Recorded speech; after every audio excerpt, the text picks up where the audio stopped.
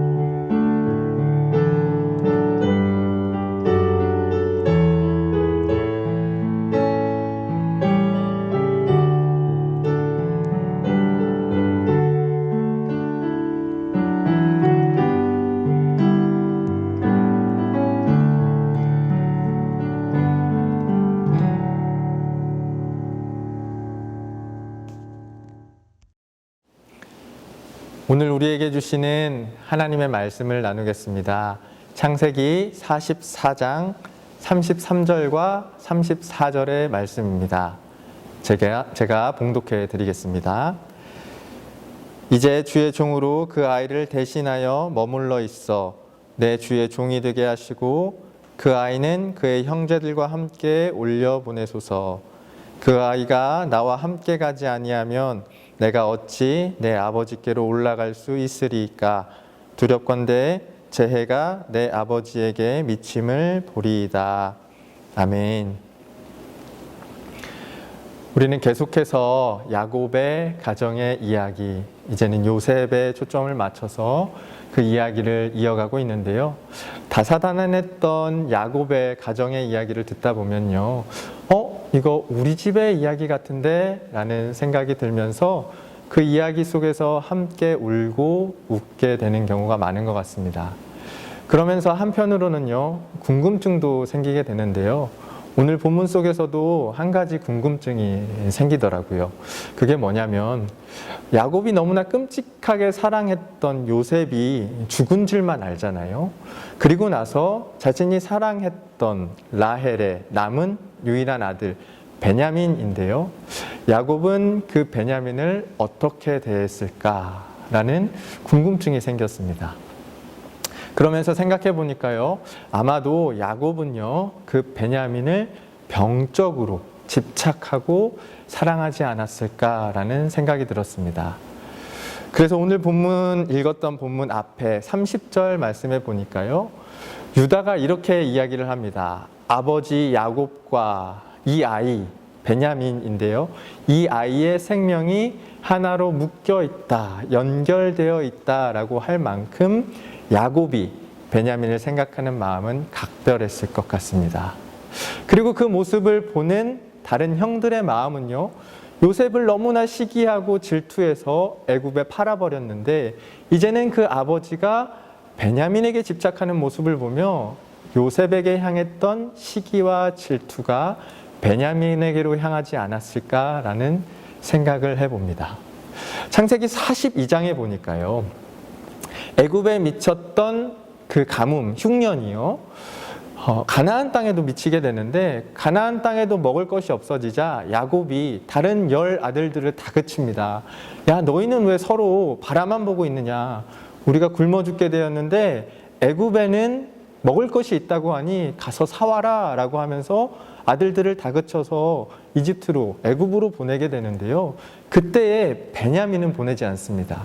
그러면서 뭐라고 성경이 기록하고 있냐면 베냐민에게 혹시 재난이, 재해가 미칠 것을 야곱이 두려워했다라고 기록하고 있습니다. 그러니까요, 요셉에게 향했던 그 마음, 미움, 시기, 질투, 그 마음이 아마 형들에게는 그대로 베냐민에게 전가되어서 그런 불편한 마음을 갖지 않았을까요? 그러니까 오늘 창세기 44장에서 주어지는 기회는요, 다른 10명의 형들에게는 절호의 기회인 겁니다. 우여곡절 끝에 베냐민도 이집트로 가게 되잖아요. 그리고 거기서 은잔이 베냐민의 자루에서 발견이 되면서 베냐민이 애굽에서 종이 될 위기에 처하게 됩니다. 형들이 본인들이 피를 흘려야 되는 것도 아니고 본인들이 나쁜 짓을 해서 그렇게 되는 것도 아니고 자연스럽게 베냐민이 제거될 수 있는 상황, 애굽에서 종이 되어서 남겨질 수 있는 하늘이 준 기회와 같은 이 절호의 찬스가 형들에게는 반갑고 너무나 기뻤어야 하는데 오늘 유다가요, 이전과는 전혀 다른 모습을 보여줍니다. 요셉을 애굽에 팔아 넘길 때까지만 해도요, 유다는 동생이나 아버지가 느꼈던 아픔과 고통에 대해서 전혀 공감하지를 못합니다. 동생을 미워하고 시기했던 자신의 감정에만 충실해서 행동했던 사람이 유다였습니다. 그리고 형제들과 가족을 등지고 떠나서 창세기 38장에 기록되어 있는 내용인데 자신의 욕심을 채우기 위해 가족을 떠나기도 했던 사람이 유다였습니다. 그랬던 유다가 오늘은 다릅니다. 어떻게 하고 있죠? 아버지의 아픔에 공감합니다. 아버지의 건강과 안위를 걱정하고요, 동생을 걱정하는 모습을 보여주고 있습니다. 적극적으로 나서서 아버지와 아들을 위해서 중보하는 모습을 보여주고요, 자신이 희생하겠다, 내가 동생을 대신해서 종이 되어서 애굽에 남아있겠다라고 이야기하는 희생의 모습까지도 보여줍니다. 저는 이렇게 변화된 유다의 모습을 보면서 유다의 이러한 변화가 우리 성도님들과 우리 성도님들의 삶의 자리, 특별히 가정에 이런 변화가 일어날 수 있었으면 좋겠다라고 생각했습니다. 코로나19로 인해서 가족과 함께하는 시간이 많아졌습니다. 정말 가족이 회복될 수 있고 하나 될 수 있는 절호의 기회인데요. 저도 가족들과 이전보다 더 많이 시간을 보내면서 너무나 기쁘고 좋은 시간들을 보내는 때가 많은데, 그런데 또한 한편으로는요, 어느새 이제 4살이 막 된 아들에게 좀 다그치고 투덜거리고 짜증내는 저의 모습을 또 자주 발견하게 되더라고요. 그런 모습을 보면서 다른 사람들의 마음, 특별히 우리 가족 안에서 다른 가족 구성원들의 마음에 공감해주고 그들의 아픔을 헤아리고 그들을 위해서 내가 할 수 있는 일들을 하는 것이 참 중요하겠구나. 유다의 변화가 우리 가정 안에, 우리 성도님들의 가정 안에 일어날 수 있으면 참 좋겠구나라고 생각이 들었고, 오늘 이 새벽 데일리 가정 예배를 통해서 우리 성도님들을 축복합니다. 유다의 변화를 경험하시는 가정들이 되기를 바랍니다. 유다는요, 적극적으로 나서서 다른 사람들의 마음, 아픔 공감했습니다. 아버지와 동생의 아픔에 공감했고요. 그 아픔을 느끼면서 적극적으로 나서서 중보하는 사람이 되었습니다. 그리고 자신이 희생하면서까지 그 다른 사람들을 감싸 안을 수 있었던 사람이 유다였던 것처럼, 그리고 그런 유다의 가문을 통해서 예수 그리스도가 오시게 되잖아요. 그런 유다의 변화를 통해서 예수 그리스도가 각 가정에 찾아오시는 은혜가 또한 있었으면 좋겠습니다. 그래서 예수님과 함께 날마다 걸어가시고 그 예수님의 사랑으로 더 화목하게 회복되어져 가시고 세워져 가시는 가정이 되시기를 축복합니다. 기도하겠습니다.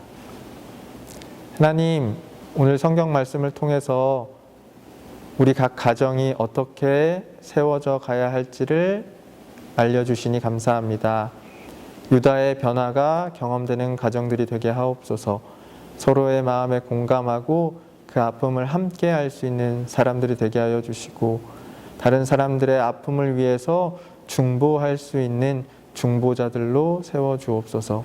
그리고 우리 꿈의 교회 각 가정이 자신을 희생해서라도 아름답게 세워져 갈 수 있다면 기꺼이 그 희생을 감당해내는 가정들로 세워 주옵소서. 그리하여 유다를 통하여 예수 그리스도께서 이 땅 가운데에 오시는 가문이 되었던 것처럼 우리 각 가정도 예수 그리스도께서 임하시는 가정, 예수 그리스도께서 주인이 되시는 가정이 되게 하옵소서. 감사드리며 예수님의 이름으로 기도합니다. 아멘. 하늘에 계신 우리 아버지여, 이름이 거룩히 여김을 받으시오며 나라가 임하시오며 뜻이 하늘에서 이루어진 것 같이 땅에서도 이루어지이다. 오늘 우리에게 일용할 양식을 주시옵고 우리가 우리에게 죄 지은 자를 사하여 준 것 같이 우리 죄를 사하여 주시옵고 우리를 시험에 들게 하지 마시옵고 다만 악에서 구하시옵소서. 나라와 권세와 영광이 아버지께 영원히 있사옵나이다. 아멘.